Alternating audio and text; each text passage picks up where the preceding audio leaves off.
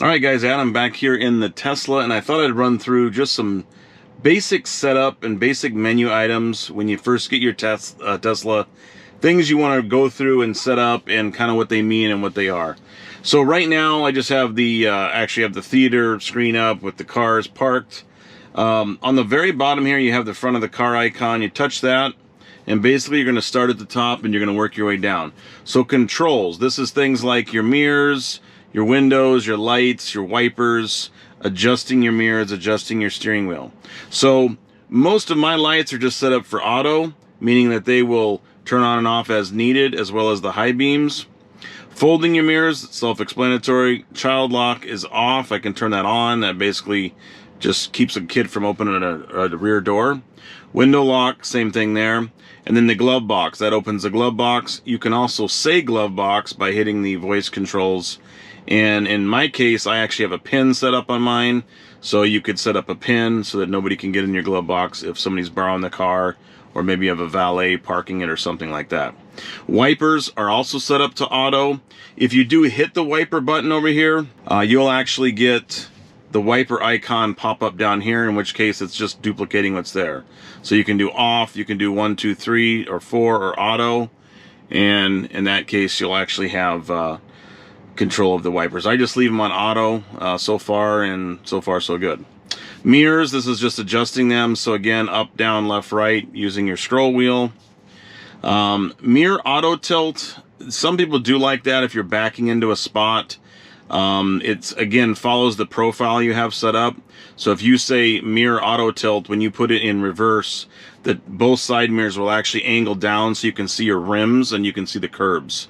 It is kind of a nice feature, although if you're not always backing up next to a curb, sometimes having the mirrors tilt down is kind of annoying, so you can play with that and see what you want to do. Mirror auto fold, that just means when the car locks itself, the mirrors fold in, keep them tucked out of the way.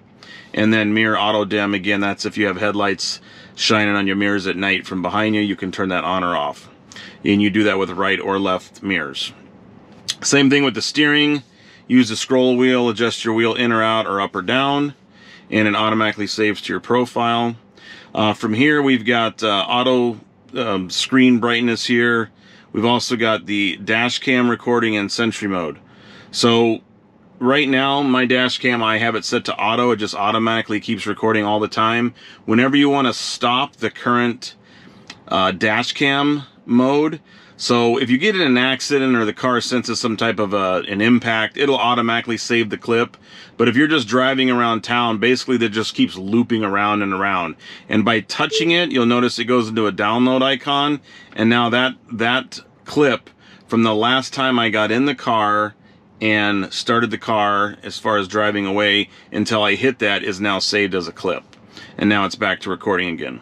Sentry mode, we know what that is. That basically is like a car alarm, basically just looking for people walking around your car.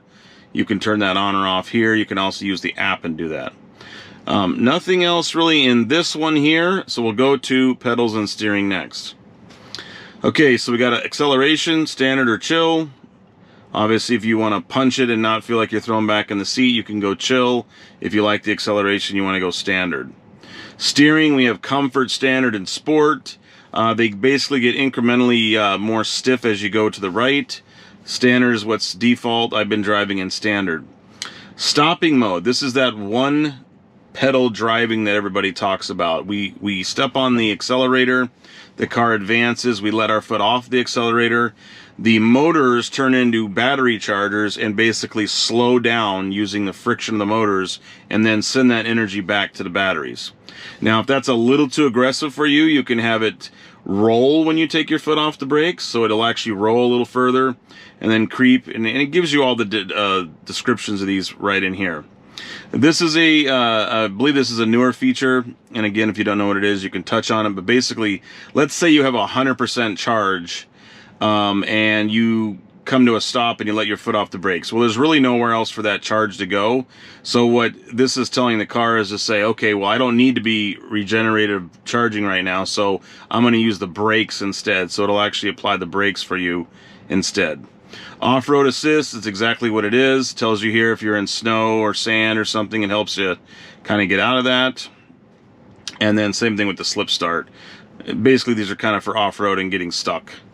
Nothing else on this page, so we'll go to charging next. Charging, this is where you're going to set up your charging. You can see here that there's a range for daily and there's a range for trip. Right now I'm sitting at 57%.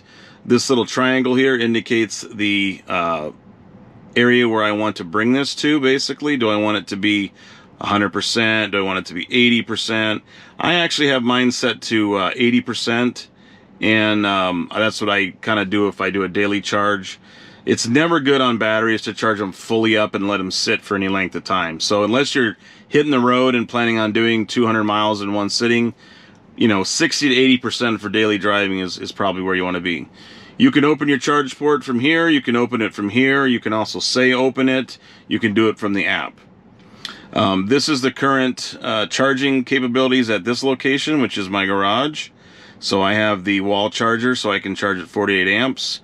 But you can turn that up or down as accordingly. And then scheduled departure at this location, so you can basically set a time that you're leaving so that it kind of preps the battery for your trips. And that's all done in here. Last page, supercharger session. I've actually done no supercharging with this car yet because I'm just using it as a daily driver and I haven't went on any long trips yet. But soon, if you use a supercharger, of course it charges the card on your account and you'll start to see those charges in here. Nothing else in the battery area here. We'll go to autopilot. I have standard autopilot, so there's a couple things you can do here. Auto steer beta and full self-driving visualization. That's basically just showing you the road and the cones and the people and all that. It gives you kind of an idea what full self-driving can be. Speed set, you can check on that. And this, again, when you set your autopilot, the cruising speed is set to either the speed limit or the current speed you're driving, you know, so-and-so. So you can have some options there, what you like to do. Fixed or percentage, again, so if you have an offset, if you always like to drive 10 over the speed limit, you can set it to 10 over the speed limit. If you want to do a percentage, you know, let's say 35 or to 65 miles an hour plus or minus a couple percent. If you do percentage, you can do percentages. Not a big deal there. Automatic blind spot camera, that just means when I turn on my blinkers, the blind spot camera for either left or right pops up on the screen. When it does pop up, you can actually drag that wherever you want and it'll stay in that position, which is kind of nice. Again, speed limit, relative or absolute. You can adjust that as necessary if you want to always, you know, have a little bit of plus or minus there. Forward collision warning. This is when you get that tone that you're about to hit something. Do you want it really early, medium, or right at the very end, or off? And same thing with lane departure here. Do you want to hear when you're drifting in or out of lanes? Do you want a warning? Do you want it not to do anything? Or do you want it to kind of assist and nudge that wheel back into the lane? I kind of like the warning because I do tend to change lanes a lot of times. And I don't always use my blinker if nobody's around. Emergency lane departure avoidance. Of course, that's for safety. All this stuff, if you want to be full on attentive and alert and safe, you're going to probably check all these. Automatic emergency braking, obstacle aware acceleration. So if you're like in a tight garage and you accidentally punch the gas, it'll basically stop the car immediately and make a loud noise. Traffic aware cruise control chime. I'm not exactly sure what that one is. If somebody knows, leave a comment down below. Like some of these things, they do have information next to them. But I believe, I'm not even going to take a guess on that one. We'll have to figure that one out together. This is a new one that just came out in the latest firmware software. The green traffic light chime, which is really cool. So if you're sitting in a light, maybe you're not fully paying attention to the light and the light turns green, boom, you get a little tone that it's going off and you can start going. If there's a car in front of you and it's still not going and the light turns green, it will not make the sound until the car in front of you starts moving. So there's really no chance of running into the car in front of you. That's it on the autopilot screen. I'd love to have full self-driving beta, but that is not an option for me yet. So we'll go to the next one. Locks, this is basically where you set up your key fobs, your phones, things like that. Child lock, again, you can shut and lock the doors, you know, one at a time, both, or just have it off so kids can't open the door themselves. Same thing with the window. I do have the walk-away door lock on, so as soon as you get a few feet away from the The car locks, the windows fold in. And then you've got driver door unlock modes. Only unlock the driver's door when first unlocking the vehicle. No, if I'm walking up to the car, I basically want everything to unlock. But if you were in maybe an unsafe area, you could just have just the driver's door unlock. That's an option too. And then unlock on park. Again, I don't like that necessarily either, because you come to a stop and put it in park and your door's automatically unlocked. That's not necessarily a safe thing if you're in areas that you don't want to be in or have someone carjack you in. So I leave that off. If I leave any windows or doors open, the car will give me an alert on my phone. And you can also exclude home if you want to. So let's say you left it in the garage and you left the windows open. You could just say, tell me, and except if I'm at home. And then lock confirmation sound, that's that little horn honk that it does. Nothing else on this screen. We'll go into lighting. Again, you can see a lot of these things in multiple places. But again, we have pretty much everything set to auto. We have auto lights, auto dome lights, and then we have fog lights we can turn on or off manually.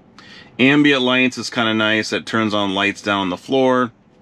Auto high beams is on. Headlights after exit, that's really a feature if you want to do that. If you're in a dark area, sometimes that's handy to get out of the car and the car kind of lights up the area around you. I just leave them off. And then steering wheel lights, that's your lighting over here. Let's see here.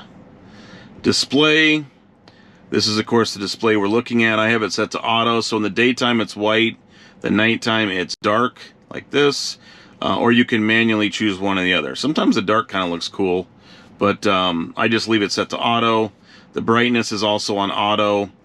Screen clean mode is if you want to wipe it down. You can, wipe it with your cloth without touching buttons. I find that you can actually do that without using the screen clean mode, but if you did want to, mist it with some cleaner or something, you go into screen clean mode, you can see the fingerprints, you wipe it off, and then you have to hold this to actually exit the screen cleaning mode for 3 seconds. Touch screen language, voice recognition language, and voice navigation language, all in English. You can change that. So there's some options there for you there. Time, 12 or 24-hour format. Some people like military time or 24-hour clock. I just left it at 12. Percentage and distance. That's the same thing that's up here. So right now I've been on percentage. If I go distance, it's 188 miles. But I can also just touch right here and change that too. So you can toggle between the two. Miles or kilometers. Fahrenheit or Celsius. So if you want to go Celsius, it's 22 degrees Celsius or 71 degrees Fahrenheit. And then your pressure here, you got PSI or millibars, depending on if you like to look at your pressure that way. All right, trips is our next thing. This is kind of nice. I kind of followed the advice of another Tesla YouTuber. And you have basically like 4 trip computers here. So you've got your current trip. So that kind of erases itself each time. And then when you start the car, it keeps track of what you're doing currently.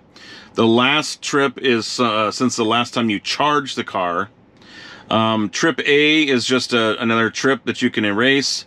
And then I have a lifetime one. And you can rename these and call them whatever you want. So I believe if you touch there, yeah, you can change the name there. So we have one called Lifetime that's never going to get reset. That way we can see the total miles, total energy used for the entire car. Trip A could be used for anything you want. Primarily, I'm always kind of looking at these two here because I want to see what I'm currently driving and what my last trip was and things like that. Of course, your odometer for the car is here. It's also in one other place I'll show you in a minute. So here's your resets for Trip A, reset lifetime, current reset, and all that. Pretty standard stuff there. Navigation, we have navigation volume, which you can turn up or down. You can mute it. You also, when the navigation is speaking to you, if you roll the volume control wheel while she's talking, that will actually adjust the volume too. But as soon as she stops talking, you're then adjusting the music volume. So there's kind of 2 ways you can do that. If you forget that it's in here, as long as you hear the voice speaking in navigation, you can use the volume knob and go up and down with that. Automatic navigation, this is if you have your calendars and everything integrated. You can actually have it set to where you come out in the morning, let's say you have an appointment somewhere at noon, it will actually start a trip and navigate to that place for you. That to me is pretty cool, but I'm not going to use that feature. Trip planner, add supercharger stops if necessary. That's pretty standard. If you're going on a long trip, you want that turned on. Online routing, so it uses the internet basically and looks at traffic conditions and makes those adjustments as needed. And you can have it to choose to reroute to save, in my case, 10 minutes. So if the route I'm on is going to take 12 minutes longer than normal, then this will obviously pick a different route. If it's only going to take 9 minutes longer, it's going to keep me on the same route. You got your typical avoidance here, so ferries, tolls, HOV lanes. So if you want to, avoid the tolls on a major highway and take the back roads, you can turn that on, and of course it will do that. Nothing else on this screen. We'll go to safety. Safety, there's a few things in here. We've got allow mobile access. That's so you can actually use your phone and do a few things there. We have a emergency brake, which is essentially, just like pulling a handle. And now you push this and then press for parking brake. Now there's a brake basically held on, so on. Power off, that's if you're using, you want to just like shut all the power off to the car. Maybe you're doing something with the whatever electrical system, adding an accessory or something, you don't want the power on, that shuts the power off. Speed limit mode, this sets a speed limit you can't drive over, so if you want your kids to not go faster than 60 or less than that, you can do that. Sentry mode on, I have it set to on all the time, except for excludes the home. So when it's in my home shop, I don't need it to waste the battery and use additional, battery to protect myself when I'm in the garage. You could turn that off. You can also exclude favorites, exclude work, things like that. Disable Sentry sounds. This is if you don't want it honking or flashing when somebody walks by the car. Maybe it's next to a neighbor's house or something. You can turn that on. This is a kind of a cool feature. You can actually dial in and see your car in the app and look at all the cameras as long as Sentry mode is turned on. And if you remember on a previous screen where we said allow mobile control, you need to have that turned on so you can connect to the car, so you can enable Sentry mode, and then you can look at the cameras there. Here's that dash cam, another place you can set it to off, manual, or auto, or on honk. So mine is just set to auto, so every time I get in the car and start driving, it's always recording, and then I hit the save button to save a clip. You can also have it save a clip on a honk. You can have it save a clip only when you push manual, or you can not have a dash cam on at all.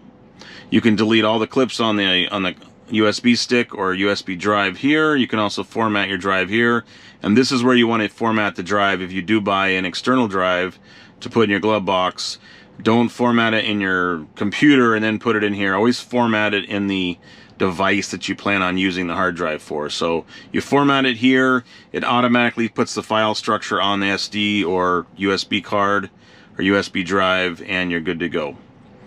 Parking assist chimes, again, those are all those tones and beeps and things when you're pulling in near things.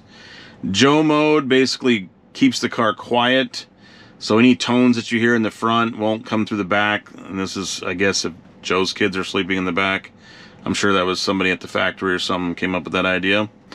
Security alarm is on. Pin to drive, if you want to have an extra level of security in case someone steals your phone or your card, you can actually enable a pin to have to be entered before you can drive the car.